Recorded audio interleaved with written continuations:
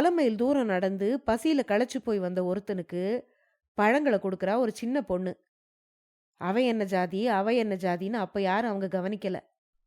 ஆனா பின்னால ஜாதிங்கிற பூதமும், மட்டமான ஒருத்தனுடைய மனிதாபிமானம் இல்லாத செயலும், அந்த 2 பேருடைய வாழ்க்கைய எப்படி மாத்துச்சு அப்படின்னு சொல்றது தான் இந்த சிறுகதை.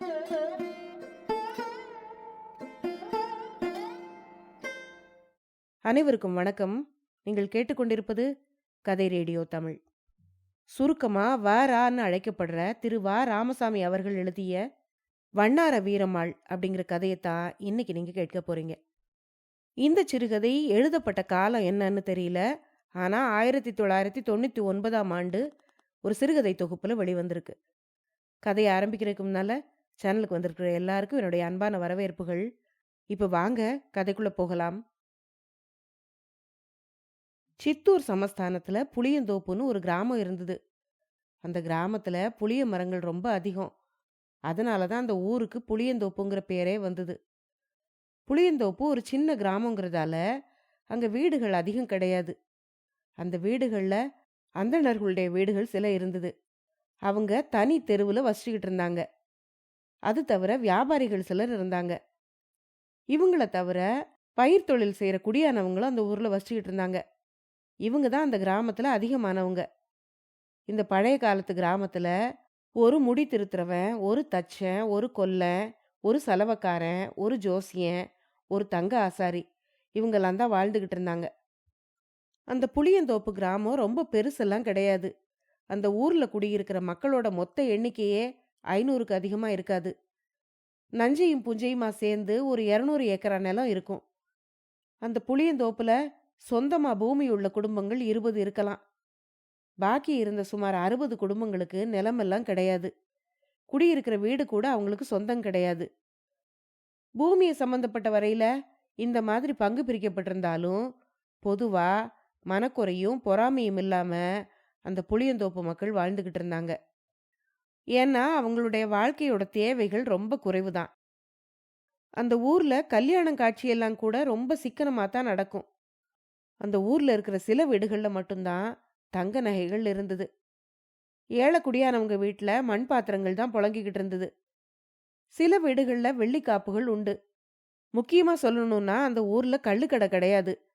இருக்கிறவங்க இல்லாதவங்களுக்கு கொடுத்து உதவி எப்படியோ பொது வாழ்க்கையில மேடு பள்ளம் இல்லாம நடத்திக்கிட்டு இருந்தாங்க. இப்படிப்பட்ட புளியந்தோப்பு கிராமத்துல சோமதேவ சாஸ்திரின்னு ஒருத்தர் இருந்தாரு. அவரு பரம்பரை பரம்பரையா வைதிக குடும்பத்தை சேர்ந்தவரு. சோமதேவ சாஸ்திரியோட அப்பாவுக்கு சோமதேவரை தவிர 3 பெண் குழந்தைகளும் இருந்தாங்க. இவங்கெல்லாம் குழந்தைகளா இருக்கும்போதே புளியந்தோப்போட பழைய நிலைமை மாற ஆரம்பிச்சுது. ஊருக்குள்ள தங்க நகைகள் நிறைய வந்துருச்சு. முன்னெல்லாம் செப்பு காசுகள் தான் புழங்கிக்கிட்டு இருந்தது. இப்போ ரூபா நோட்டுகளும் வந்துருச்சு. போதா குறைக்கு ஒரு மதுபான கடையும் வந்துருச்சு. சோமதேவ சாஸ்திரிகளுக்கு சமஸ்கிருதத்துல தான் பழக்கம் உண்டு. அவரோட 3 சகோதரிகளும் அவங்களுடைய புகுந்த வீட்டுக்கு போறதுக்கு முன்னாலேயே அவங்க குடும்பத்துக்கு சொந்தமாயிருந்த 1 ஏக்கரா நிலத்தையும் விக்கிற மாதிரி ஆயிருச்சு. எல்லாம் காலம் மாறினதால ஏற்பட்ட மயக்கம்தான். நாகரிகத்துல மயங்கி போன மக்கள் நகைகளுக்கு ஆசைப்பட ஆரம்பிச்சாங்க. பொண்ணுகளுக்கு சரியா சீர்வரிசை பண்ணலன்னா கல்யாணம் முடியாதோன்னு பெத்தவங்க மனசு ஏங்குற காலம் வந்துருச்சு. சோமதேவ சாஸ்திரிகளோட வீட்டுல தரித்திரம் இவ்வளவு தாராளமா விளையாடிக்கிட்டு இருந்தப்பவும் பரம்பரை வழக்கத்தை ஒட்டி அவருக்கும் கல்யாணம் நடந்துருச்சு. எனக்கு நடந்தது கல்யாணமே இல்ல, எனக்கு கட்டை கட்டி வச்சுட்டாங்க அப்படின்னு அழுத்துக்கிட்டு சொல்லுவாரு சோமதேவ சாஸ்திரிகள். கல்யாணம் ஆச்சுன்னா அடுத்து குழந்தைகள் பிறந்ததுன்னு சொல்லவும் வேணுமா? வறுமையில இருக்கிறவனுக்கு சோத்துக்குத்தான் பஞ்சமே தவிர குஞ்சுகளுக்கு பஞ்சம் இல்ல அப்படின்னு கிராமத்துல உள்ளவங்க சொல்றது வழக்கம். அதே மாதிரியே சோமதேவ சாஸ்திரிகளுக்கு 3 ஆண் குழந்தைகளும் 4 பெண் குழந்தைகளும் பிறந்தாங்க. ஒவ்வொரு குழந்தையும் பிறக்க பிறக்க சாஸ்திரிகளோட வயித்துல இடி விழுந்த மாதிரி இருக்கும். மரத்தை வச்சவன் தண்ணி ஊத்துவான் அப்படின்னு நொண்டி தத்துவத்தை கொண்டித்தனமா பேசிக்கிட்டு இருந்தா வாயில்லா குழந்தைங்க வளர வேண்டாமா? அவரும் தான் என்ன செய்வாரு? அவர் காலத்துல அவர் படிச்சிருந்த சமஸ்கிருத படிப்புக்கும் அவரோட பேருக்கு பின்னால இருந்த சாஸ்திரிங்கிற பட்டத்துக்கும் எந்த விலையும் இல்ல, கௌரவமும் இல்ல. 2 வருஷங்களுக்கு ஒரு முறை வீட்டுல புதுசா ஒரு குழந்தை பிறந்துகிட்டு இருந்த அந்த சமயத்துல பொழைக்க வேற வழி தெரியாத சாஸ்திரி தன்னோட சாஸ்திர பயிற்சியை மூட்டை கட்டி வச்சுட்டு பக்கத்து கிராமங்கள்ல பிச்சை எடுக்க துணிஞ்சிட்டாரு. இப்படித்தான் அவரோட குடும்பம் நடந்துகிட்டு இருந்தது. தான் கெட்டு போன மாதிரி இல்லாம தன்னுடைய குழந்தைகளும் கெட்டு போக கூடாதுன்னு நினைச்ச அவரு தன்னோட பிள்ளைகளுக்கு வடமொழி பயிற்சி கொடுக்கல. ஆங்கில பள்ளிக்கூடத்துக்கு தான் அனுப்பிக்கிட்டு இருந்தாரு. இப்படி ஆங்கிலம் படிச்சவங்கள்ல ஒருத்தன் தான் நாராயணன். இவன் சோமதேவ சாஸ்திரிகளோட நடு புள்ள. இவன் ஓரளவுக்கு ஆங்கிலம் படிச்சான். அதிகமா படிக்க அவனுடைய குடும்பத்தோட வறுமை இடம் கொடுக்கல. தான் படிக்கிற படிப்பை நிப்பாட்டிட்டு வெளியே போய் வேலை தேடினா தான் தன்னுடைய குடும்பம் பொழைக்கும் அப்படின்னு நினைச்ச அவன் வேலை தேடி அலைஞ்சான். எந்த வேலைக்கு தான் தகுதி உள்ளவன்னு அவனுக்கே தெரியல. கூலி வேலை செய்யறதுக்கு அவனுடைய உடம்புல சக்தி பத்தாது. இப்படி அவன் திகைச்சுக்கிட்டு இருக்கும்போது கால வசத்தால கமலாபுரங்கிற ஊர்ல ஒரு பள்ளிக்கூட வாத்தியார் வேலை அவனுக்கு கிடைச்சது. கமலாபுரத்துக்கும் புளியந்தோப்புக்கும் சுமார் 100 மைல் தூரம் இருக்கும். வண்டி பாதை கூட சரியா கிடையாது. கமலாபுரம் புளியந்தோப்பை காட்டிலும் பெரிய ஊர் வேற. அந்த ஊர்ல சுமார் 300 வீடுகளுக்கு மேல இருக்கும். தங்களோட ஊரு ஒரு வளர்ந்துகிட்டு இருக்கிற ஊரு அப்படின்னு கமலாபுரத்துக்காரங்க சொல்லிக்குவாங்க. அந்த ஊர்ல இருந்த பள்ளிக்கூடத்துக்கு தான் நாராயணன் வாத்தியார் வேலைக்கு வந்திருக்கான். அதுக்கு முன்னால இருந்த வாத்தியார் இறந்து போகவே அந்த பள்ளிக்கூடத்துக்கு பின்னால பட்டி மேய்ச்சல் மேயிற கால்நடைகளை அடைச்சு அபராதம் வாங்குற பவுண்டு வந்தது. அதுக்கு பிறகு பஞ்சாயத்து ஏற்பட்டது. பின்னால ஒரு சின்ன கோயிலும் அதுக்கு திருவிழாவும் வந்தது. பெத்தவங்க கிட்ட விடை பெற்றுக்கிட்டு நாராயணன் கமலாபுரத்துக்கு கால்நடையாவே வந்து சேர்ந்தான். வழியில் அவன் எங்க படுத்து தூங்குனா என்ன சாப்பிட்டாங்கிறதெல்லாம் தெரியாது. கமலாபுரத்துல அவனுக்கு வேலை கிடைச்சது. அதுவும் ஒரு பணக்காரருடைய சிபாரிசு கடிதம் மூலமா தான் கிடைச்சது. அப்போ நாராயணனுக்கு 18 வயசு தான். சொட்ட வாழை குட்டி மாதிரி பார்க்க நல்லா இருப்பான். 18 அடிக்கு மேல பாஞ்சு தாண்டுவான். அவனுக்கு நல்ல குரலும் அமைஞ்சிருந்தது. குழந்தைகளை அரவணைச்சு பக்கத்துல கூப்பிட்டு உட்கார வச்சு அவங்களுக்கு பிடிச்ச மாதிரி அவங்களுக்கு சிறுகதைகள் சொல்லுவான். கால்நடையா பிரயாணம் பண்ணி களைச்சு போன நிலைமையில நாராயணன் பள்ளி நிர்வாகியான பெரியவருக்கு முன்னால போய் நின்னான். உட்காருப்பா, யார் நீ அப்படின்னு கேட்டாரு அந்த பெரியவர். நான் தான் உங்க ஊர் பள்ளிக்கூடத்துக்கு நீங்க வாத்தியாரா நியமிச்ச நாராயணன் அப்படின்னு சொன்னான் அவன். வாத்தியாரே, வாரும் வாரும், நல்ல வேலை. பழைய வாத்தியார் இறந்த 1 மாசம் ஆச்சு. இந்த ஊர் பையங்க எல்லாம் கழுத மேய்ச்சிக்கிட்டு இருக்காங்க. நீர் வந்திருக்கிற நேரம் நல்ல நேரம். நல்ல விஷயத்த சீக்கிரமே செய்யணும்னு சொல்லுவாங்க. நான் ஒரு ஆளை விட்டு பள்ளிக்கூடத்தை காண்பிக்க சொல்றேன். நேரா நீங்க அங்க போயிருங்க. பெத்தவங்க பையன்களை அழைச்சிட்டு வருவாங்க. லக்னம் தவறி போகாம பள்ளிக்கூடத்தை உடனே ஆரம்பிச்சிருங்க அப்படின்னு சொன்னாரு அவரு.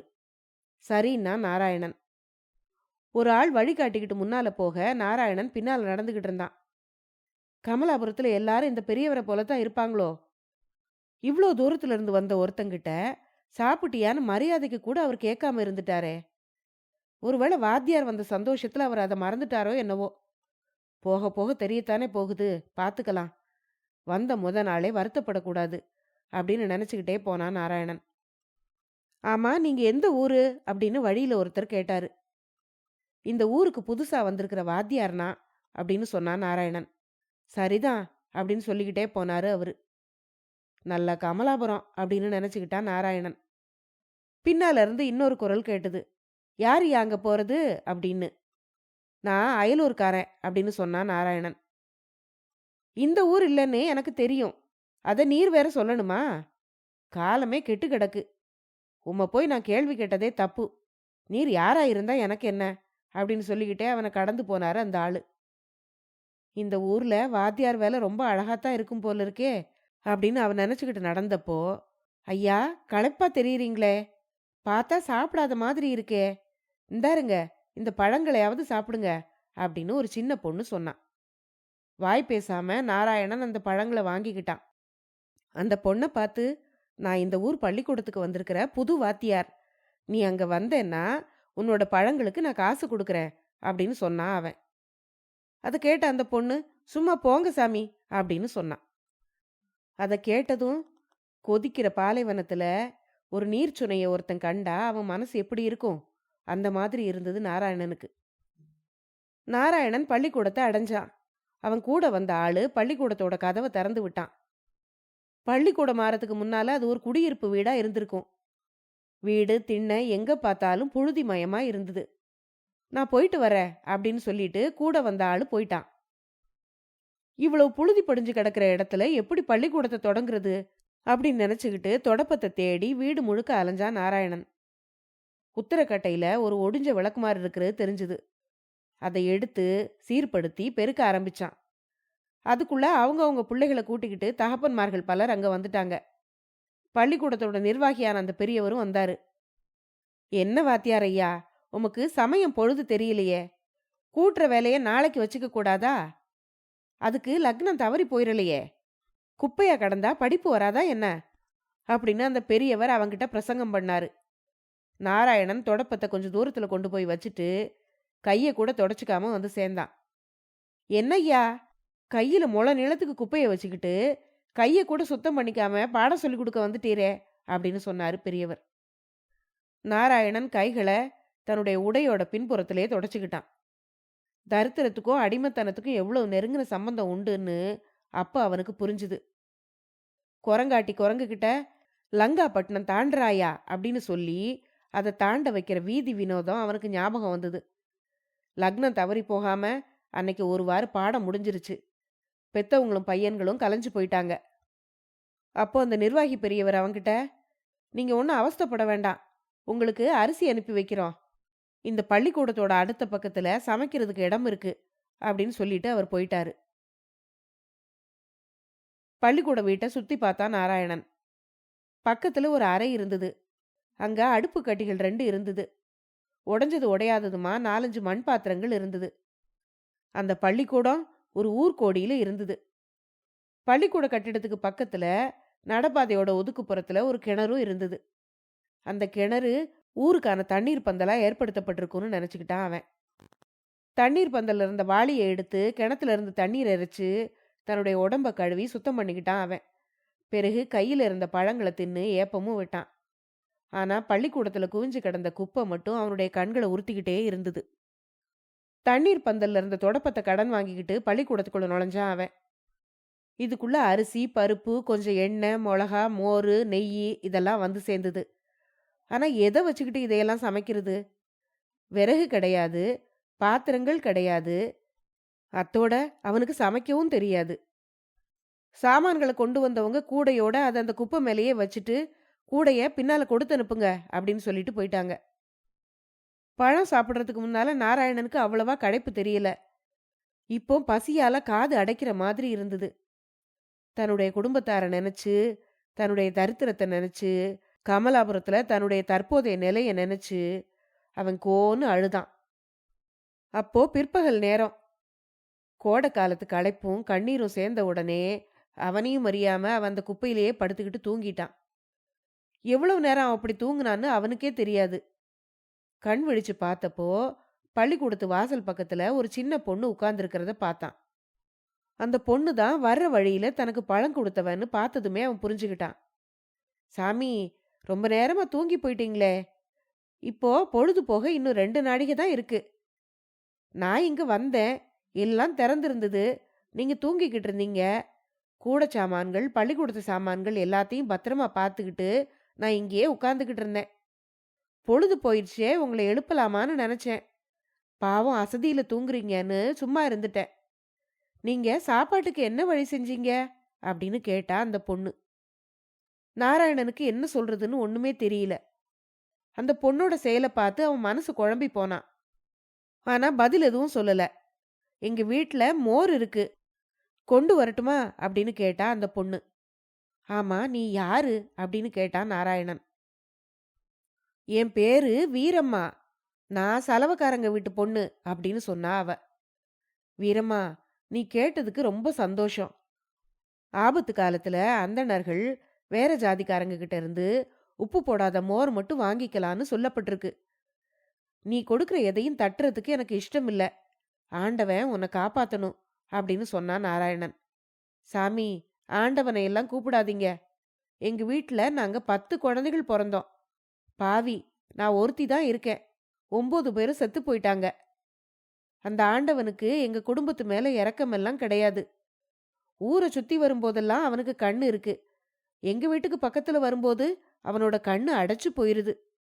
இதெல்லாம் நினைச்சு எங்க அப்பா அம்மா அழுதுகிட்டு இருக்காங்க அப்படின்னு சொன்னா அந்த பொண்ணு. சரி, எங்க வீட்டு கதை கிடக்கட்டும். நீங்க இப்ப சாப்பாட்டுக்கு என்ன வழி செய்ய போறீங்க அப்படின்னு கேட்டா வீரம்மா. அதுதான் தெரியல. பாத்திரங்களும் இல்ல, விறகும் இல்ல, வீடோ புழுதிமயமா இருக்கு. கடைசியா எனக்கு சமைக்கவும் தெரியாது. ஆனா பசி காது அடைக்குது. எங்க ஊர்ல இருந்து இங்க வந்து சேர்றதுக்கு நான் 100 மைல் நடந்து வந்து சேர்ந்தேன். வழியிலயும் சரியா சாப்பாடு கிடையாது அப்படின்னு சொன்னான் நாராயணன். சொல்ல சொல்ல அவனுடைய கண்கள்ல கண்ணீர் பெருகிச்சு. அத கேட்ட அந்த பொண்ணு அவனை பாவம் போல பார்த்துட்டு, நான் ஒன்னு சொல்றேன், நீங்க வருத்தப்படாம இருந்தா சொல்றேன். நான் சொல்றத கேட்டு நீங்க கோபப்படக்கூடாது. எங்க வீட்ல இருந்து கொஞ்சம் விறகும் ஒரு சின்ன வெங்கல பானையும் நான் கொண்டு வந்து நான் சோறு சமைச்சு கொடுக்கறேன். இன்னைக்கு மோரை ஊத்தி நீங்க சாப்பிட்டுருங்க. நாளைக்கு நீங்களே நல்லா சமைச்சுக்கலாம் அப்படின்னு சொன்னான். இங்க பாரு வீரம்மா, நீ சொன்னதுல எனக்கு வருத்தமும் இல்ல, கோபமும் இல்ல. ஆனா அது நடக்காத சங்கதி. நான் ஒரு பிராமண பையன். ஒன்ன மாதிரி ஒரு உத்தமமான மனசுள்ள பொண்ணு சமைச்சு கொடுத்து அதை சாப்பிடுறத என் மனசு ஏத்தாலும் ஊரார் சம்மதிக்க மாட்டாங்க. அவங்க திட்டுவாங்க. என்ன ஊரை விட்டு வேலையை விட்டு துரத்திடுவாங்க. வயிற்று பழப்பு தேடி வந்த என்னோட கதி என்ன ஆகும்? என்னையே நம்பிக்கிட்டு இருக்கிற என்னுடைய குடும்பத்தோட கதி என்ன ஆகும்? உன்னை பார்த்தா புத்திசாலி பொண்ணுன்னு தெரியுது. நீ ஏன் நினைச்சு பாரு அப்படின்னு சொன்னான் நாராயணன். அதை கேட்ட வீரம்மா, சாமி, சுவரை வச்சு தானே சித்திரம் வரையணும். நீங்களே பட்டினி கிடந்து இறந்து போனா உங்க குடும்பத்தோட கதி என்ன ஆகும்? நினைச்சு பாருங்க அப்படின்னு சொன்னான். நீ சொல்றது சரிதான் வீரம்மா, நான் ஒத்துக்கிறேன். நீ சமைச்சு அதை நான் சாப்பிட்டேங்கிறத என்னுடைய தகப்பனார் தாயார் கேள்விப்பட்டா அவங்க நாக்க பிடுங்கிக்கிட்டு உயிரை விட்டுருவாங்க. என் உடம்பு அவங்க எனக்கு கொடுத்தது. நான் ஒரு வழி சொல்றேன் கேளு. நீ சொன்னபடி சொன்ன பொருட்களை கொண்டு வா. நீ இங்கேயே உட்கார்ந்துக்கிட்டு எனக்கு எப்படி சமைக்கிறதுன்னு சொல்லி கொடு. நான் சமைக்கிறேன். அவ்வளவுதான். வைதீகத்தை ஜாதியை முறிக்காம என்னால் அவ்வளவுதான் செய்ய முடியும் அப்படின்னு சொன்னான் நாராயணன். அதுக்கு மேலேயும் பேச்ச வழக்க விருப்பம் இல்லாம வீரம்மா வீட்ல இருந்து சாமான்களை கொண்டு வந்தா. சமையல் அறைய ஒரு வாரம் சுத்தம் பண்ணி அடுப்பு மூட்டி ஒலைய வச்சா நாராயணன். அடுப்பை எப்படி எரிய வைக்கிறதுங்கிற ரகசியம் அவனுக்கு தெரியல. அடுப்பு முழுசும் ஒரே புகமூட்டமா இருந்தது. இதுக்கு இடையில தொடப்பத்தை கையில் எடுத்துக்கிட்டு ஒரு வினாடியில பள்ளிக்கூடம் முழுசையும் வீரம்மா கூட்டி சுத்தம் பண்ணிட்டா. குப்பையெல்லாம் எடுத்து கொண்டு போய் வெளியே வச்சு எரிச்சிட்டா. வீரம்மா என்னதான் சொல்லி கொடுத்தும் பதம் பார்த்து சோறு வடிக்கிற வழக்கம் தெரியாம சோத்த களியாக்கிட்டான் நாராயணன். அந்த களியிலேயே மோரை ஊத்தி சாப்பிட்டு அன்னைக்கு ராத்திரியை போக்கிட்டான். பசியில அந்த களி கூட அமுதமா இருந்ததுன்னு சொல்லவும் வேணுமா? ஏழைக்கு ஒரு நாள் ஒரு வருஷமா கழியும். பொருள் உள்ளவனுக்கு ஒரு வருஷம் நிமிஷத்துல பறந்து போகும். அடுத்த நாள் காலையில அந்த ஊர்ல இருந்த குயவன் கிட்ட கடனா சமையலுக்கு தேவையான பாத்திரங்களை வாங்கினா அவன். வீரம்மா சொல்லி கொடுத்தபடி குழம்பு வச்சான். குழம்புல என்னென்ன சாமான்கள் எல்லாமோ போட்டு பார்த்தான். ஆனா அந்த குழம்புல ருசி மட்டும் இல்ல.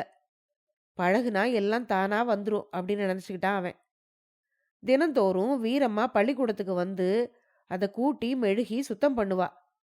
அது கூலி வேலை கிடையாது. அவளா விருப்பப்பட்டு அந்த வேலையை செய்துகிட்டு இருந்தா. அதை குறை சொல்ல யாரால முடியும்? வீரம்மாவை பள்ளிக்கூடத்தை பெருக்க அனுமதிச்சாலும் தன்னுடைய சமையல் பாத்திரங்களை சுத்தம் பண்ண நாராயணன் அனுமதி கொடுக்கறதில்ல. அது ஏன்னு அந்த பொண்ணு அவங்கிட்ட கேட்டா. எல்லாம் ஜாதி அப்படின்னு சொல்லிக்கிட்டு திரு திருன்னு முழிப்பான் நாராயணன். அந்த பள்ளிக்கூடத்துல 25 பையன்களும் ஒரே ஒரு சின்ன பொண்ணும் படிச்சுக்கிட்டு இருந்தாங்க. ஏன் ஒரே ஒரு பொண்ணு படிக்கிறா அப்படின்னு நீங்க கேட்கலாம். அந்த பொண்ணு வந்தது கூட ரொம்ப பெரிய நிர்பந்தத்தால தான். அந்த பொண்ணோட தகப்பனாருக்கு தன்னோட பொண்ணு படிக்கணுங்கிற ஆவல் அதிகமா இருந்ததால அவர் மட்டும் தன்னோட குழந்தைய அனுப்பிக்கிட்டு இருந்தாரு. ஆனா ஊராருக்கு அது பிடிக்காத சங்கதியா இருந்தது. ஆனாலும் பொறுத்துக்கிட்டாங்க. அந்த மனுஷருடைய பிடிவாதத்தையும் பணத்தையும் நினைச்சுதான் அவங்க அதுக்கெல்லாம் ஒத்துக்கிட்டாங்க. நாராயணனுக்கு அந்த பள்ளிக்கூடத்துல என்ன சம்பளம் தெரியுமா? மாசம் 5 ரூபாயும் அமாவாசை அன்னைக்கு ஒரு பையனுக்கு கால் மரக்கால் வீதம் அரிசியும் தான் சம்பளம். ஊர்ல யாரும் விரும்பாத தேவையில்லாத மரக்கட்டை இருந்தா அது நாராயணனுக்கு விறகா அனுப்பி வைக்கப்படும். புதுசா அந்த பள்ளிக்கூடத்துல யாராவது பிள்ளைங்க வந்து சேர்ந்தா ஒரு தேங்காய், பாக்கு, வெத்தலை, ஒரு அணா காணிக்க எல்லாம் நாராயணனுக்கு வரும். அந்த 25 குழந்தைகளும் ஒரே வகுப்பு கிடையாது. அந்த 25 பேர்ல எழுத்து தெரியாதவங்கள்ல இருந்து எழுத்து கூட்டி படிக்க தெரிஞ்சவங்க வரைக்கும் எல்லாருமே இருந்தாங்க. இவங்க எல்லாரையும் சேர்த்து கட்டி மேய்க்கிற கஷ்டம் பள்ளிக்கூட வாத்தியார்களுக்கு தான் தெரியும். பெத்தவங்களுக்கு ஒரு நாளும் தெரிய போறதில்ல. வீட்ல குறும்பு பண்றவங்கள பள்ளிக்கூடத்துக்கு அனுப்புன்னு கம்பீரமா தகப்பன் சொல்லிருவான். ஆனா பள்ளிக்கூட வாத்தியாரோட கஷ்டம் அவனுக்கு எப்படி தெரியும்?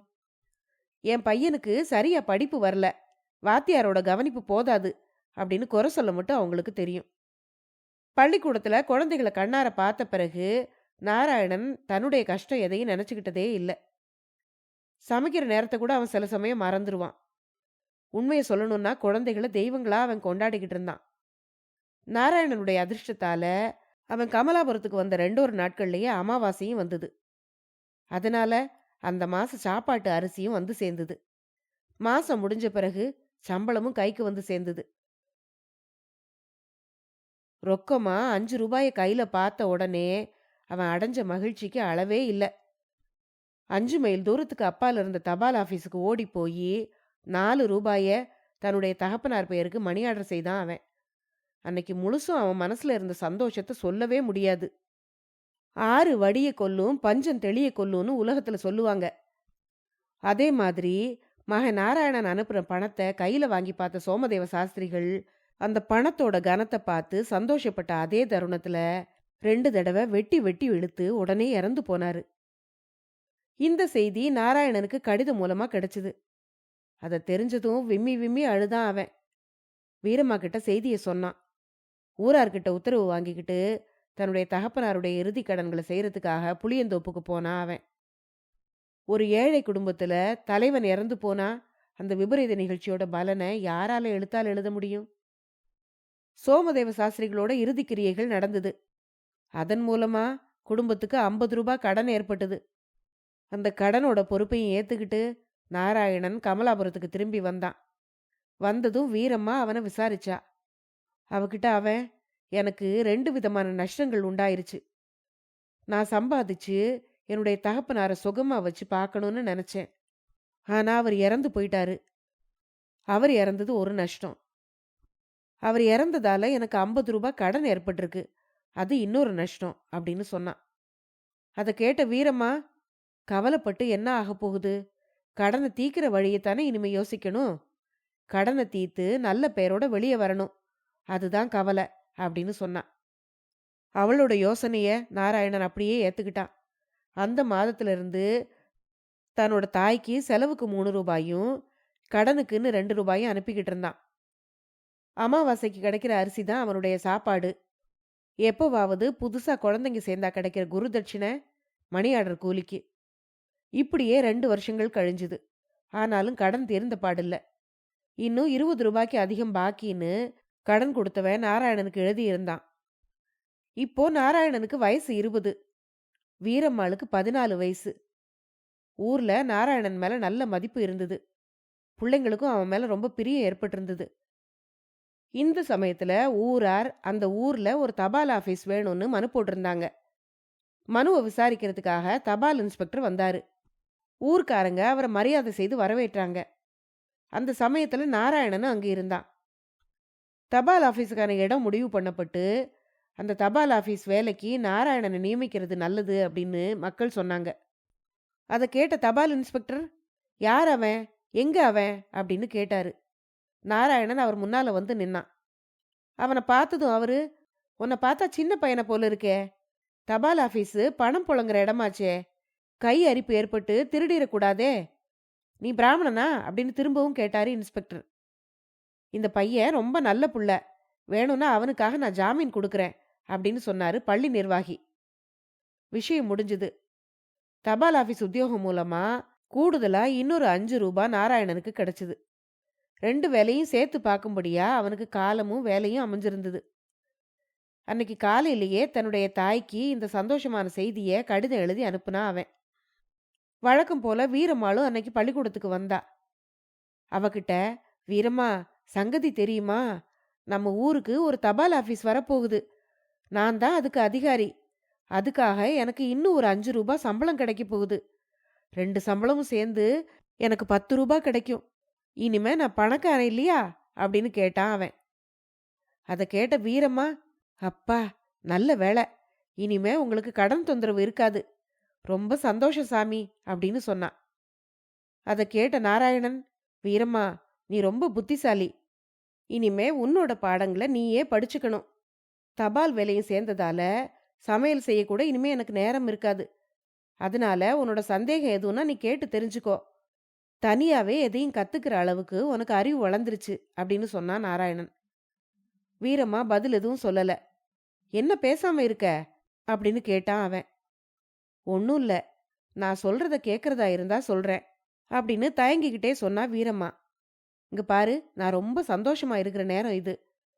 இப்போ நீ எதை கேட்டாலும் நான் தர்றேன் அப்படின்னு சொன்னான் நாராயணன். உங்களுக்கு இனிமே அதிகமா ஓய்வு நேரம் இருக்காது. உங்களோட துணிகளை நானே துவைச்சு கொண்டு வரேனே, புத்தகங்களை நானே படிச்சு பாத்துக்கிறேன் அப்படின்னு சொன்னா வீரம்மா. இங்க பாரு, நான் அசந்திருந்த சமயம் பார்த்து என்ன வார்த்தைகளால கட்டுப்படுத்திட்ட. நான் சொன்ன சொல் தவற முடியாது. சரி, உன் இஷ்டம் போல இனிமே துணிகளை நீயே துவைச்சு கொடு அப்படின்னு சொன்னான் நாராயணன். அவன் ஒத்துக்கிட்டதும் வீரம்மாளுக்கு பெரிய சந்தோஷம் ஏற்பட்டது. இது நடந்து 1 வாரம் இருக்கும். அன்னைக்கு நாராயணன் ஏதோ வருத்தமா உட்கார்ந்திருந்தான். அப்போ வீரம்மா வந்தா. சாமி, ஏதோ வருத்தப்பட்டுக்கிட்டு இருக்கிற மாதிரி தெரியுதே, என்கிட்ட சொல்லக்கூடாதா? அம்மாவுக்கு உடம்பு எதுவும் சரியில்லையா? அல்லது கடனுக்காக அந்த ஆள்கிட்ட இருந்து ஏதாவது கடிதம் வந்ததா அப்படின்னு கேட்டா. இங்க பாரு வீரம்மா, உன்கிட்ட சொல்லக்கூடாதது என் ஆயுசுல எதுவுமே இருக்காது. உன்னை காட்டிலும் உலகத்துல எனக்கு வேற உதவியும் கிடையாது அப்படின்னு சொல்லும் போதே, சாமி, ஆம்பளை பிள்ளைங்க ஒரு நாளும் மனம் கலங்க கூடாது. நீங்களே கண் கலங்குனா நாங்கெல்லாம் எங்க போறது? எதுக்கும் கவலைப்படக்கூடாதுன்னு எங்க அப்பா அடிக்கடி எங்ககிட்ட சொல்லுவாரு. உங்களுக்கு இப்ப என்ன வந்துருச்சு? தபால் ஆபீஸ்ல ஏதாவது திருட்டு போயிருச்சா அப்படின்னு கேட்டா அவ. எங்க அம்மா கிட்ட இருந்து ஒரு கடிதம் வந்திருக்கு, அதை படிச்சேன், அதனாலதான் வருத்தம் உண்டாச்சு. அதை நீயே படிச்சு பாரேன் அப்படின்னு அந்த கடிதத்தை அவகிட்ட நீட்டினா நாராயணன். நீட்டின கடிதத்தை வீரம்மா வாங்கிக்கிட்டு கொஞ்சம் தயங்கிட்டு பிறகு படிச்சா.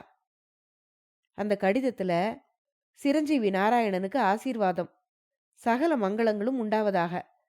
நீ எழுதிய கடிதத்தை உன் தங்கை ஞானாம்பாள் எனக்கு படித்து காண்பித்தாள். ரொம்ப சந்தோஷம் அடைந்தேன். எல்லாம் கடவுளின் கிருபை. அவன்தான் நம் குடும்பத்தை காப்பாற்ற வேண்டும். ஞானாம்பாளுக்கு இப்போது 14 வயது பூர்த்தியாகிறது. இன்னும் 2 மாதங்களுக்குள் அவளுக்கு கல்யாணம் பண்ணியாக வேண்டும். இப்போதே ஊரார் கண்டதெல்லாம் பேசுகிறார்கள். வைதிக குடும்பத்தார் தங்கள் வீட்டு பெண்ணை 18 வயதானாலும் கல்யாணம் பண்ணி கொடுக்கலாம். அவர்களுக்கு சாஸ்திரம் கிடையாது. அவர்கள் பேசுவதுதான் சாஸ்திரம் என்று வம்பு பேசுகிறார்கள். உலைவாயை அடைத்தாலும் ஊர்வாயை அடைக்க முடியுமா? யோசித்துப்பார். உன்னுடைய அண்ணனுக்கு கல்யாணம் ஆகாவிட்டாலும் உனக்கு இந்த வருஷம் எப்படியாவது தன் பெண்ணை கொடுத்து விட வேண்டும் என்று உன் சின்ன மாமா கணபதி சாஸ்திரி ஒற்றை காலில் நிற்கிறான். நீயும் ஒண்டியாக எத்தனை நாள் சமைத்து சாப்பிட்டு கொண்டிருக்க முடியும்? 2 கல்யாணங்களும் இந்த வருஷம் கட்டாயம் நடந்தாக வேண்டும். 2க்குமாக 500 ரூபாய் பிடிக்கும். உனக்கு தெரிந்த இடத்திலேயே கமலாபுரத்தில் கடனுக்கு ஏற்பாடு செய்துவிட்டு எனக்கு உடனே பதில் எழுது. கல்யாண காரியங்கள் சீக்கிரம் நடக்க வேண்டும். எல்லாவற்றுக்கும் உடனே பதில் எழுது. நாங்கள் எல்லோரும் இங்கே சௌக்கியமாக இருக்கிறோம் அப்படின்னு அந்த கடிதத்தில் எழுதப்பட்டிருந்தது. வீரம்மா கடிதத்தை படிச்சு முடிச்சா. பேசாம இருந்தா. அவ முகத்துல ஏதோ வாட்டம் தெரிஞ்ச மாதிரி நாராயணனுக்கு தோணுச்சு. என்ன வீரம்மா பேசாம இருக்க அப்படின்னு கேட்டான் அவன். அம்மா எழுதி இருக்கிறது சரிதானே? உங்க தங்கச்சிக்கு கல்யாணம் ஆகணும். அத்தோட உங்க அம்மா சொல்ற மாதிரி நீங்களும் எவ்வளவு காலம்தான் ஒண்டியா இருப்பீங்க? நீங்க கடனை பத்தி கவலைப்படுற மாதிரி தெரியுது. கடனையே நினைச்சுக்கிட்டு இருந்தா கல்யாணம் போகிற வழி எந்த வழி அப்படின்னு கேட்டா வீரம்மா. வீரம்மா இப்படி சொன்னாலும் அவ வழக்கமான உற்சாகத்தோட சொல்லலன்னு அவளுடைய குரல்ல இருந்து நாராயணனுக்கு தோணுச்சு. கடன் கவலை இப்ப எனக்கு போயிருச்சு. கடன் வாங்கி கடனை தீத்தவன் பின்னால கடன் வாங்க பின்னடைய மாட்டான். எனக்கு இப்போ வந்திருக்கிறது கல்யாண கவலை அப்படின்னு சொன்னா அவன். உங்க தங்கைக்கு கல்யாணம் பண்ணாம சும்மா இருக்க முடியுமா? நீங்களும் கல்யாணம் பண்ணிக்க வேண்டிய காலம்தான் அப்படின்னு சொன்னா வீரம்மா. என் தங்கச்சிக்கு கல்யாணம் செய்யணும், அதை நான் தடுத்து பேசல. எனக்கு எதுக்கு கல்யாணம் அப்படின்னு முடிக்கிறதுக்குள்ள நிறுத்திட்டான் அவன். ஏன் முடிக்கல, விழுங்கிட்டீங்களே அப்படின்னு சொன்னா வீரம்மா. ஒண்ணுமில்ல அப்படின்னு சொன்னான் நாராயணன். நீங்க எதையோ மறைக்க பாக்குறீங்க. என்ன தவிர உலகத்துல உங்களுக்கு வேறு உதவி கிடையாதுன்னு சொன்னீங்களே அப்படின்னு வீரம்மா கேட்டா. நான் சொல்லாததற்கு காரணமும் அதுதான் அப்படின்னு சொன்னான் நாராயணன். அதுக்கு பிறகு அவங்க 2 பேரும் எதுவும் பேசிக்கல. வீரம்மாளும் வீட்டுக்கு போய் சேர்ந்துட்டா. அன்னைக்கு ராத்திரியே நாராயணனுக்கு காய்ச்சல் வந்துருச்சு. காலையில வீரம்மா வந்து பார்த்தா. நாராயணன் காய்ச்சல்ல கிடக்கிறத பார்த்தா. வீரம்மா, எனக்கு ராத்திரியில இருந்து காய்ச்சல். ஜுரம் எப்படி இருக்குன்னு என் உடம்ப தொட்டு பாரு அப்படின்னா நாராயணன். இத கேட்டதும் வீரம்மாளுடைய உடம்பு தூக்கி போட்டுது. பதில் எதுவும் பேசாம அவனுடைய நெத்தியையும் மார்பையும் தொட்டு பார்த்தா. காய்ச்சல் ஒன்றும் அதிகம் இல்ல அப்படின்னு சொன்னான். எனக்கு வாய் கசப்பா இருக்கு அப்படின்னா அவன். வீரம்மாளுக்கு ஒரு புது தைரியம் உண்டாச்சு. நிறைய சக்கரை போட்டு கஞ்சி வைக்கிறேன், குடியுங்க, வாய்க்கசப்பு போயிரும் அப்படின்னு சொன்னான். சரின்னு சொன்னா நாராயணன். ஆமா, உங்க வீட்டுல சக்கரை இருக்கா அப்படின்னு கேட்டா அவ. இல்லைன்னு சொன்னா அவன். உடனே தன்னோட வீட்டுக்கு ஓடி போய் நொடி பொழுதுல சர்க்கரையை கொண்டு வந்து கஞ்சி வச்சு கொடுத்தா அவ. அதை குடிச்ச நாராயணன், எனக்கு மயக்கமா வர்ற மாதிரி இருக்கு, என் தலையை பிடிச்சுக்கோயேன் அப்படின்னு சொன்னான். வீரம்மா அவன் பக்கத்துல நெருங்கி நின்னு தன்னோட தொடையில அவனுடைய தலையை வச்சு பிடிச்சுக்கிட்டு 2 கைகளாலையும் அழுத்தி வலிக்காம பிடிச்சு விட்டா வீரம்மா. அப்படியே தூங்குங்க அப்படின்னு வீரம்மா சொன்னதும் கொஞ்ச நேரத்துல அவன் அப்படியே தூங்கி போயிட்டான். தூங்கி கொஞ்ச நேரத்திலே முழிக்கவும் செய்துட்டான். முழிச்சு எழுந்தவன், உன்னை தொந்தரவு பண்றது பாவம், நான் தலையணையில தலை வச்சு படுத்துக்கிறேன் அப்படின்னு சொல்லி தலையை எடுத்து தலையணையில வச்சுக்கிட்டான். அன்னைக்கு பள்ளிக்கூடம் கிடையாது. 2-3 நாட்களுக்குள்ள அவனுடைய காய்ச்சல் பூரணமா குணமாயிருச்சு. அந்த கமலாபுரம் பள்ளிக்கூடம் சர்க்கார் பள்ளிக்கூடமா மாறி 1 வருஷம் ஆயிருச்சு. ஆனா நாராயணனுக்கு மட்டும் எந்த சம்பள உயர்வும் கிடையாது. திடீர்னு ஒரு நாள் அவனுக்கு ஒரு உத்தரவு வந்தது. அந்த உத்தரவுல, கமலாபுரம் ஆரம்ப பள்ளி வாத்தியார் நாராயண சர்மாவுக்கு, நீர் 24 மணி நேரத்துக்குள் உம்முடைய வேலையை நமது ஆபீஸ் உத்தரவை உமக்கு கொண்டு வந்து கொடுப்பவரிடம் ஒப்புவித்து விட்டு தேவூருக்கு சென்று அந்த பள்ளியின் தலைமை ஆசிரியர் பதவியை ஏற்றுக்கொள்ளவும். ஒப்புக்கொண்ட தேதி முதல் உமக்கு 15 ரூபாய் சம்பளம் போடப்பட்டிருக்கிறது. உமக்கு இஷ்டம் இருந்தால் அந்த ஊர் தபால் ஆபீஸ் பொறுப்பையும் நீங்கள் ஏற்றுக்கொள்ளலாம். அதற்கான ஊதியத்தை பற்றி அதன் மேலதிகாரிகளுக்கு எழுதி கேட்டுக்கொள்ளவும். இப்படிக்கு கல்வி இலாக்கா இன்ஸ்பெக்டர் அப்படின்னு தான் அந்த கடிதத்தில் எழுதப்பட்டிருந்தது. அந்த உத்தரவு அவனுக்கு கிடைச்சது ஒரு சாயங்கால நேரம். மறுநாள் அதிகாலையில புறப்பட்டாதான் தேவூருக்கு 2 நாட்களுக்குள்ள போய் சேர முடியும். அந்த ஊருக்கு கமலாபுரத்திலிருந்து 60 மைல் இருக்கும். கடிதத்தை கொண்டு வந்தவர்கிட்ட பொறுப்பை ஒப்படைச்சிட்டு ஊர் பெரியவர்கிட்ட சொல்லிக்கிட்டு நாராயணன் புறப்பட்டான். காலையில சூரிய உதயத்துக்கு முன்னாலேயே புறப்பட்டு போனான். வழக்கம் போல வீரம்மா மறுநாள் காலையில பள்ளிக்கூடத்துக்கு வந்தா. அங்க வேற ஆள் இருக்கிறத கவனிச்சா. வாத்தியார எங்க அப்படின்னு கேட்டா. நீ யாரு, வாத்தியார பத்தி எதுக்கு கேட்கிற அப்படின்னு கேட்டான் அந்த ஆளு. அவரை எனக்கு தெரியும் அப்படின்னு சொன்னா வீரம்மா. அவரை போல என்னையும் தெரிஞ்சுக்கோ, அவரு ஊரை விட்டு ஒருத்தருக்கு சொல்லிக்காம ஓட்டம் எடுத்துட்டாரு அப்படின்னு துடுக்கா பதில் சொன்னா அந்த புது வாத்தியார். நீங்க யாரு அப்படின்னு வீரம்மா கேட்டா.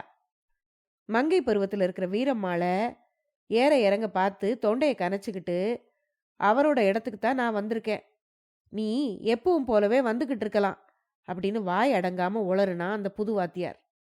அவரும் வாத்தியாரு, நீயும் வாத்தியா, சீ போடா மடையா அப்படின்னு சொல்லிட்டு விருன்னு வீரம்மா வீட்டுக்கு போய் சேர்ந்துட்டா. அவ அப்படி சொல்லிட்டு போனது அந்த புது வாத்தியாருக்கு கோபத்தை கிளப்பிருச்சு. அன்னைக்கே அவன் ஊர் வம்ப கிளப்பி விட்டுட்டான். கேட்டிங்களா செய்திய? அந்த அயோக்கிய நாராயணன் இந்த ஊர் செலவக்கார பொண்ணை வைப்பா வச்சுக்கிட்டு இருந்திருக்கான். அவன் போயிட்டாங்கிறது தெரிஞ்சதும் இன்னைக்கு அவ என்கிட்ட வந்து என்ன பிடிக்க பார்த்தா.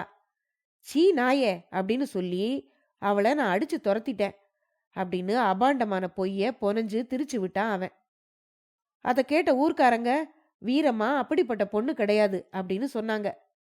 சிலர் நாராயணனுக்கு பறிஞ்சு பேசினாங்க.